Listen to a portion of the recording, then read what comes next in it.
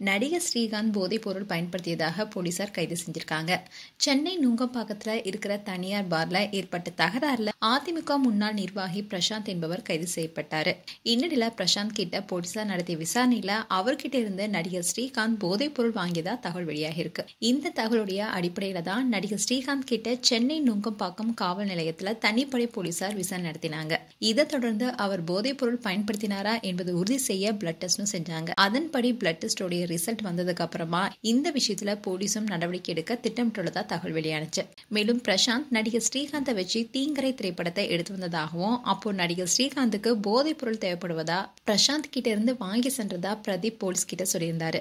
சென்னையில இருக்கிற club and பார்ட்டியில இந்த கொக்கைன் போதைப் பொருளை ஸ்ரீகாந்த் பயன்படுத்தி வந்ததா தகவல் வெளியானுச்சு. ஸ்ரீகாந்தும் நடிகர் ஸ்ரீ கிருஷ்ணாவும் போதைப் பொருளை பயன்படுத்துறத நான் பார்த்ததா ஏற்கனவே கைது செய்யப்பட்ட பிரதீப் போலீஸ் கிட்ட சொல்லியிருந்தாரு. அதன் அடிப்படையில தான் நடிகர் ஸ்ரீகாந்த் கிட்ட போலீசாரும் போதைப் பொருள் வழக்கு தொடர்பா விசாரணை மேற்கொண்டு வந்தாங்க. 1 கிராம் கொக்கைன் 12,000 ரூபாய்க்கு ஸ்ரீகாந்துக்கு விற்பனை செஞ்சதா பிரதீப் போலீஸ் கிட்ட சொல்லியிருக்காரு. இந்நிலைதான் போதைப் பொருள் வழக்குல நடிகர் ஸ்ரீகாந்த் இப்போ கைது செய்யப்பட்டிருக்காரு. நடிகர் ஸ்ரீகாந்த் போதைப் பொருளை கிராம் ஒன்றுக்கு 12,000க்கு வாங்கியிருப்பதாகவும் பிரதீப் தந்த வாக்குமூலத்துல ஸ்ரீகாந்த் 40 முறை போதைப் பொருளை வாங்கியிருப்பதா தகவல் வெளியாக இருக்கு.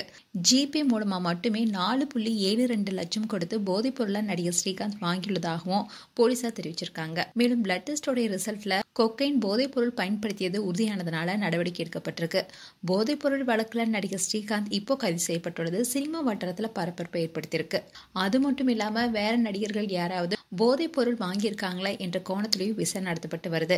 இதனால வேற நடிகர்கள் போதைப் பொருள் வாங்கியிருந்தா கண்டிப்பா அவங்களும் சிக்குவாங்கன்னு சொல்லப்படுது. மேலும் உங்களுடைய கருத்துக்களை கமெண்ட் செக்ஷன்ல சொல்லுங்க. இது போன்ற வீடியோஸை பார்க்க நியூஸ் தமிழ் கிட்ஸ் சேனலை சப்ஸ்கிரைப் பண்ணுங்க. மறக்காம நோட்டிபிகேஷன் பட்டனை கிளிக் பண்ணுங்க.